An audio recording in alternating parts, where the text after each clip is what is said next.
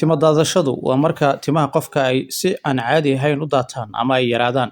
Waxaa laga yaabaa inay noqoto mid ku meel gaar ah ama joogto ah, iyadoo ay jiraan sababo badan oo keeni kara.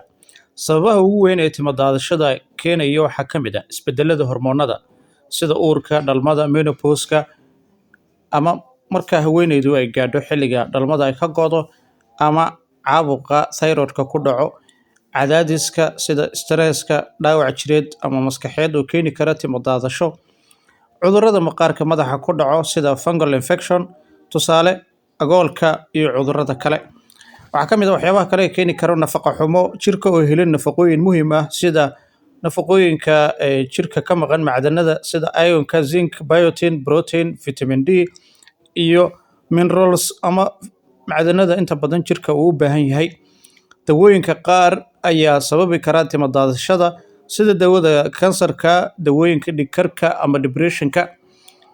Sidoo kale waxaa ka mid ah daryeel xumada timaha oo ka mid ah waxyaabaha inta badan timo daadashada sababo, sida isticmaalka kiimikooyinka badan ee tintu ay dadka u adeegsadaan iyo xirashada tinta adag, gaar ahaan galaanka iyo burkada oo dadka qaar ay gashadaan.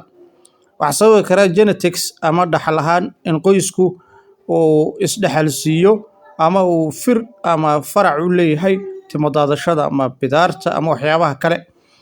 Haddaba sidee looga hortagaa ama loo yareeyaa timo daadashada?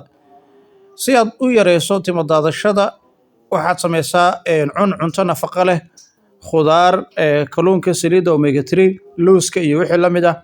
Iska ilaali cadaadis badan, ku dadaal nasasho, jimicsi iyo waxyaabo badan oo aad samayn karto. Ha isticmaalin blow dryer-ga loo yaqaano, waxyaabaha inta badan tinta lagu fooneeyo iyo agabka kale. U isticmaal shampoo iyo conditioner dabiici oo jilicsan oo aan kiimika ku jirin. Madaxaaga massage ku samee sida saliid saytuunta, saliidaha kale, xulbada iyo waxyaabaha kale oo aad u isticmaali karto. Ka fogow xirashada ama ka fogow galaanka ama timaha oo la dawdo. Waxyaabaha inta badan keeni kara ay ka mid tahay timo daadashada. Isticmaal oo biyo nadiif ah oo qabow si aynan tintaada u qalalin. Haddaba fariinta ugu dambeysa ee halkan aan ka gudbinayo waxaa ka mid ah haddii timo daadashadaadu ay badan tahay, waxaa fiican inaad la xiriidho dhakhtarka ku takhasusay maqaarka dermatologist-ka si loo baaro haddii ay jirto dhibaato caafimaad oo qarsoon sida dhiig yari, thyroid-ka iyo PCOS. Haddii aad rabto dawooyin dabiici ah, saliid ama sidoo kale agab lagu daweeyo timaha, waxaanu kula wadaagi doonaa mowduuc arrimahan ku saabsan oo aan idiin soo gudbin doono. Haddaba saliidda xulbada fenugreek-ka inta badan waa mid caan ku ah xoojinta xididada timaha iyo kobcinta koriinka. Ku dar hal koob oo xulbo ah ama xulbad ah biyo si aad u isticmaasho. Subaxdii waad shiidi kartaa ilaa ay ka noqoto biyo budo. Ku dar saliid saytuun ama saliidaha kale. Mari madaxaaga, deedna dabool 30 ilaa 45 daqiiqo joog. Ku dhaq shaambo jilicsan. Isticmaal 2 jeer usbuucii. Ama waxaa kale oo samayn kartaa saliido fiican oo timaha ku hortagaya timo daadashada. Waxaa ka mid ah saliid saytuunka, olive oil, castor oil iyo saliidda coconut oil-ka. Haddaba sidee loo isticmaalaa? Waxaad sameysaa kululee saliidda xoogaa yar, mari madaxaaga adigoo si tartiib ah u duugaya ama u masaajeynaya. Ku dabool bac ama koofiyad. Ku dhaq shampoo. Samee maalintii 1 ilaa 2 jeer usbuucii. Waxaad isticmaali kartaa garlic ama toonta. Waxay kordhiyaan wareegga dhiigga oo waxay caawiyaan koritaanka timaha. Waxaad sameynaysaa ku shiid hal toon iyo basal intaba biyo. Iska soo saar casiirka. Ku dar saliid saytuun. Mari madaxaaga, gaar ahaan meelaha timuhu ay inta badan ay isdhimayaan ama ay ka bannaan yihiin. Kadib waxaad sugtaa muddo 30 daqiiqo. Kadib waad dhaqi kartaa. Ukun ayaad isticmaali kartaa.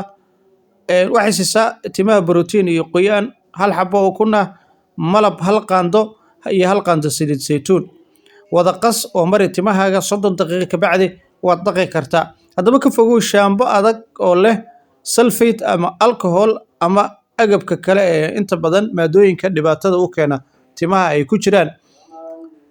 Xirashada iska ilaali tintaada in aad adigu inta badan dabato ama si joogto ah aad tinta u galaamato.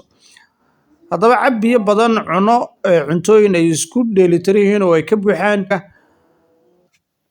Tilmaamaha kale ee aad ku joojin karto timo daadashada waxaa ka mid ah saliid saytuun iyo saliidda kale ee markaasi castor oil-ka loo yaqaano oo aad isticmaali karto.